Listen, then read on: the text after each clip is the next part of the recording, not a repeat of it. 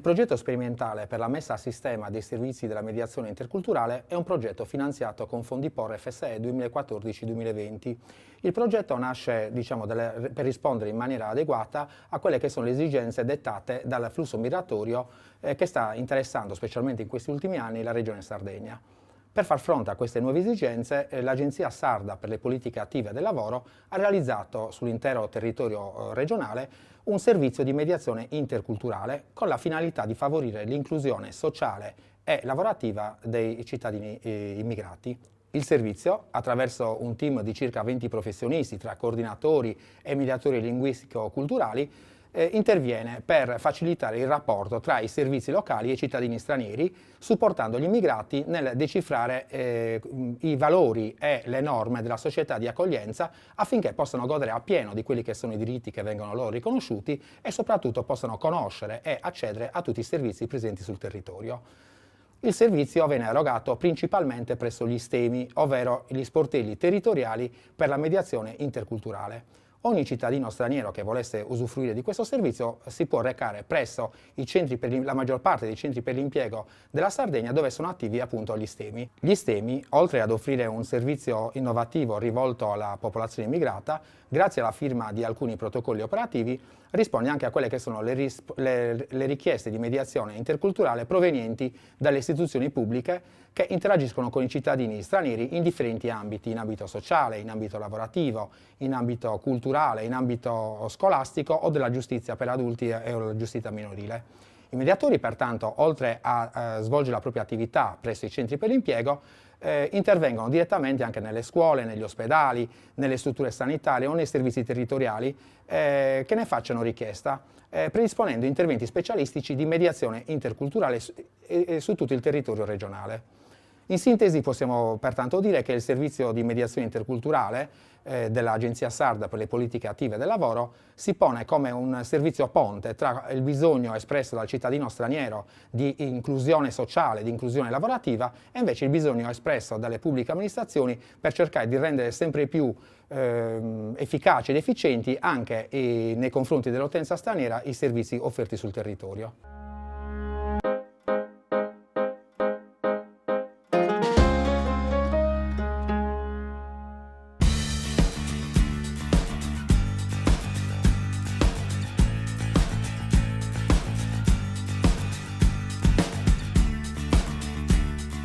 Ciao, sono Davide Masuri e sono titolare della Legne Service.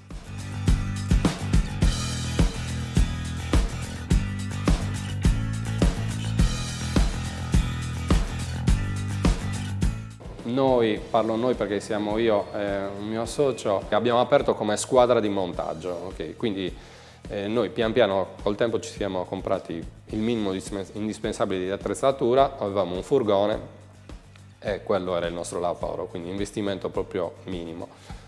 Furgone usato, insomma, piccolino, ci si arrangiava.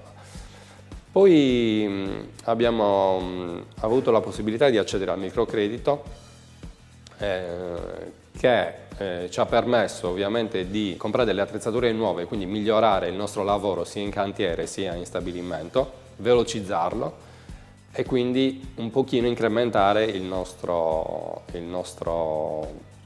lavoro durante tutto l'anno, cioè migliorarlo sia in qualità che in quantità. Il microcredito credo che aiuti tanto, soprattutto delle realtà. Io mi considero una realtà piccola perché siamo così, siamo nati come, ripeto, squadra di montaggio, adesso stiamo cercando un pochino di crescere, quindi per una realtà piccola anche il solo fatto di dover incominciare a rendere i soldi un anno dopo, quindi aver possibilità di guadagnare un pochino, di coprirsi un pochino di spese che si fanno di un investimento iniziale, credo che sia molto importante e vantaggioso.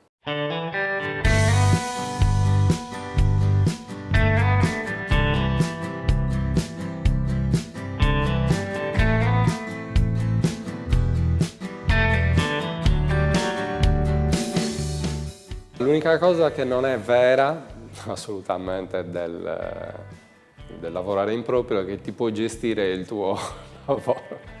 Quella è la più grande bugia che si può sentire in giro, perché ti chiama un cliente e tu non puoi non andare, non puoi non metterti a disposizione del cliente. Quindi da dipendente andavo via finivo alle 4, andavo via alle 4:30.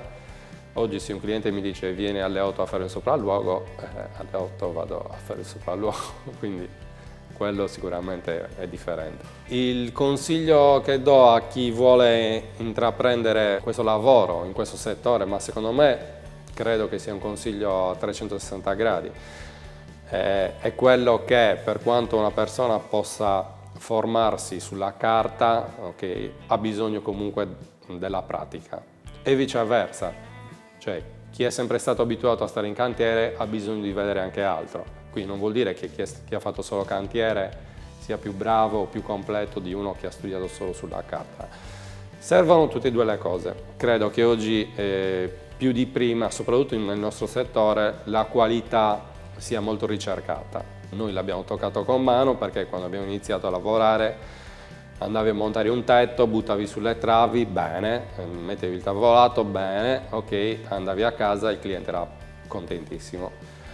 Oggi guardano la trave, guardano il minimo difetto, guardano questo perché comunque il tetto, parlo di tetto ma anche ovviamente i pavimenti ancora di più, sono diventati un complemento d'arredo e quindi essere competenti, professionali e cercare in ogni caso di accontentare il cliente. Credo che tutti quelli che abbiano in testa un'idea possano perseguirla e con passione affermarsi in quel settore che più gli piace. Ciao a tutti, buon lavoro!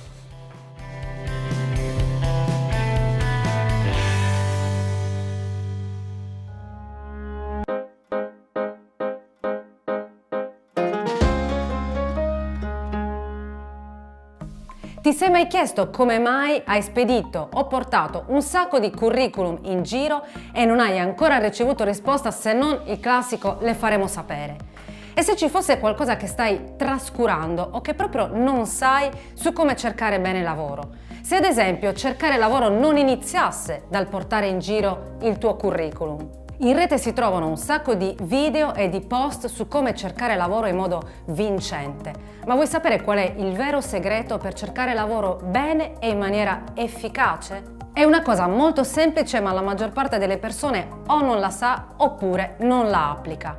Cercare lavoro non si improvvisa, si prepara. E non perché ci sia qualcosa di sbagliato nel cercare lavoro random, a caso, ma perché da una ricerca del lavoro così improvvisata non può che venir fuori un lavoro improvvisato, nel quale sicuramente non sarai tu a decidere la forma contrattuale o la durata. Mi spiego meglio. Se nella ricerca del tuo lavoro ti affidi a quello che ti consiglia un tuo amico o un tuo parente, oppure vai a cercare il lavoro che pensi di trovare più facilmente, senza considerare quelle che sono davvero le tue qualità e la tua motivazione o quello che effettivamente serve nel mercato del lavoro, bene, nel migliore dei casi ti arriverà un lavoro che non hai scelto veramente tu. E quel lavoro probabilmente potrebbe essere il lavoro ideale, ma non il tuo lavoro ideale. Ti sembrerà strano, ma statisticamente è più facile trovare lavoro se la tua ricerca è mirata e ben specifica. E questo ancora di più in tempo di crisi, in cui molte persone disorientate vanno tutte alla ricerca dello stesso lavoro, il cosiddetto lavoro qualsiasi. Che poi alla fine, se ci pensiamo, non esiste un lavoro qualsiasi, perché ogni lavoro ha un nome e richiede delle specifiche competenze. A questo punto, se vuoi sapere come organizzare al meglio la tua ricerca del lavoro, vai a seguire i post-it dedicati alle fasi della ricerca.